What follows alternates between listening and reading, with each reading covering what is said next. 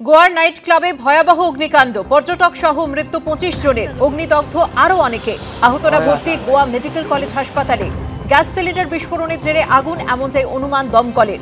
অন্য কারণগুলিও খতিয়ে দেখছে পুলিশ ও দমকল। উচ্চ পর্যায়ের তদন্তের নির্দেশ গোয়ার মুখ্যমন্ত্রী।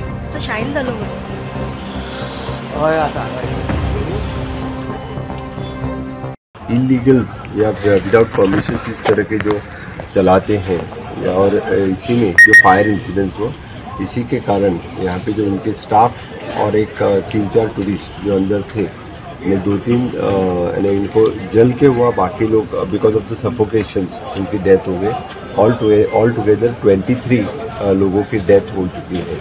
गोवा सरकार की तरफ से पूरी उसकी इंक्वायरी की जाएगी और जो कल्प्रिट इसमें हैं जो उनको बिहाइंड द बार्स किया जाएगा। This is the first time at least 10-20 साल में तो पहला इंसिडेंट। दक्षिण दमदम पुरसभार 22 নম্বর ওয়ার্ড বাগজোলা খাল লাগোয়া মেলাবাগান বস্তি, সেই বস্তিতে এলাকার বাসিন্দাদের বক্তব্য প্রায় 100টি পরিবার বসবাস করত। অধিকাংশ পরিবারই বাংলাদেশে চলে গেছে গত এক মাসে। রাতের অন্ধকারে প্রয়োজনীয় সামগ্রী নিয়ে তারা বাংলাদেশ পাড়ি দিচ্ছে, এমনটাই এলাকার বাসিন্দাদের অভিযোগ। আমরা কিছুক্ষণ আগে ওই মেলাবাগান বস্তিতে গেছিলাম। সামান্য কয়েকটি পরিবার এখন বসবাস করছে। এখানকার বাসিন্দারা কেউ কিছু বলতে চাইছেন না। এই ঘরগুলো কেন তালাবন্ধ জানতে চাওয়া হলে বলে যে তারা কাজে গেছেন।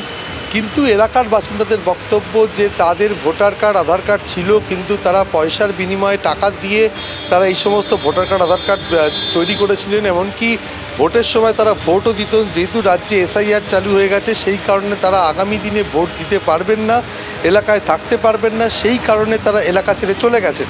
এ ব্যাপারে 22 নম্বর ওয়ার্ডের তৃণমূল কাউন্সিলরের সঙ্গে আমরা যোগাযোগ করেছিলাম। তিনি কিছু জানেন না, এ ব্যাপারে কিছু বলতে পারবেন না এখনই।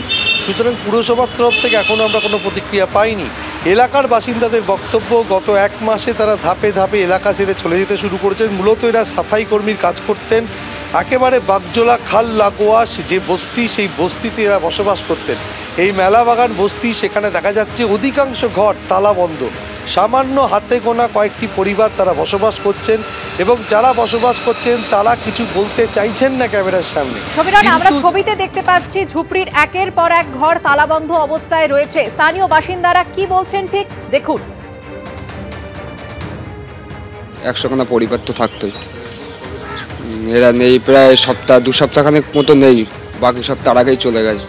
হাফ পরিবার সব পালিয়ে পুলিয়ে। এবার আমাদের সেন্টার জেলে অনেকজনকে ধরেছে এখান থেকে, আপাতত 50 জনের উপরে। হ্যাঁ, এবার বাকি লোক সব এরা সব ছিল 20-25 বছরের ওপর থেকে ছিল। এরা সব বাংলাদেশ থেকেই এসেছিল এপার হয়ে। নেই আধার কার্ড, নেই কিছু। ভোটও দিত এরা, প্রত্যেক বছর ভোট দিত এরা। সেই ভোটগুলো তো এখন কী করবে, সেই জন্যই তো এরা ভয় পেয়ে গেছে, সব চলে গেছে। তা কে জানে, কিন্তু অর্ধেকজন সব বাংলাদেশেরই ছিল। এখনও আছে যে কজন, সবাই বাংলাদেশেরই লোক। আমি আরো একবার চলে যাব আমাদের প্রতিনিধি সমীরণ পালের কাছে। সমীরণ, স্থানীয় বাসিন্দার বক্তব্য আমরা শুনলাম। তিনি বলছেন যে ঝুপড়ির বেশিরভাগ বাসিন্দাই বাংলাদেশের নাগরিক ছিলেন এবং তারপরে এই একের পর এক ঘর যেভাবে তালাবন্ধ অবস্থায় পড়ে রয়েছে, 1 মাস ধরে তারা চলে গেলেন বাংলাদেশে এবং কেউ কিছু টের পেল না। না সুকর্ণা, দেখো, এলাকার বাসিন্দারা যারা লাগোয়া এলাকায় বসবাস করে তারা টের পেয়েছেন। রাতের অন্ধকারে প্রয়োজনীয় সামগ্রী নিয়ে তারা গাড়ি নিয়ে তারা চলে গেছেন এবং বাংলাদেশেও পাড়ি দিয়েছেন। আমরা দেখেছি যে গত কয়েকদিন ধরে, যেটা ভারত বাংলাদেশ সীমান্তবর্তী হাকিমপুর চেকপোস্ট, যারা চলে যাচ্ছেন তারা কেউ দমদমের বাসিন্দা, কেউ নিউ টাউনের বাসিন্দা, কেউ সেক্টর 5-এর বাসিন্দা। তারা মূলত সাফাই কর্মীর কাজ করেন। এরাও সাফাই কর্মীর কাজ করেন এবং ভারত বাংলাদেশ সীমান্তবর্তী বিভিন্ন এলাকা দিয়ে তারা চলে যাচ্ছে। কিন্তু এই মেলাবাগান বস্তি কিছুদিন আগেও যেটা জমজমাট ছিল, 100 পরিবার বসবাস করত, একেবারে ঘন জনবসতিপূর্ণ এলাকা, সেখানে একেবারে পুরো বস্তি খা করছে। অধিকাংশ ঘর তালাবন্ধ, তুমি ছবিতেও দেখতে পাচ্ছ। এখানকার অধিকাংশ বাসিন্দাই বাংলাদেশে পাড়ি দিয়েছেন। যেহেতু তাদের প্রয়োজনীয় নথি নেই, SIR চলছে, সেই কারণে এরা এদেশের নাগরিক নয়, তাদের নাগরিকত্ব থাকবে না, সেই কারণেই তারা বাংলাদেশে পাড়ি দিয়েছেন এবং এলাকা ফাঁকা করে দিয়ে চলে গেছেন। এমনটাই এলাকার বাসিন্দাদের অভিযোগ। এবিপি আনন্দ, এগিয়ে থাকে, এগিয়ে রাখে।